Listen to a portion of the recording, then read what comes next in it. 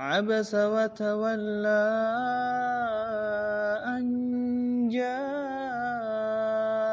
الأعمى وما يدريك لعله يزكى أو يذكر فتنفعه الذكرى أما من استغنى فأنت له تصدى وما عليك ألا يزكى وأما من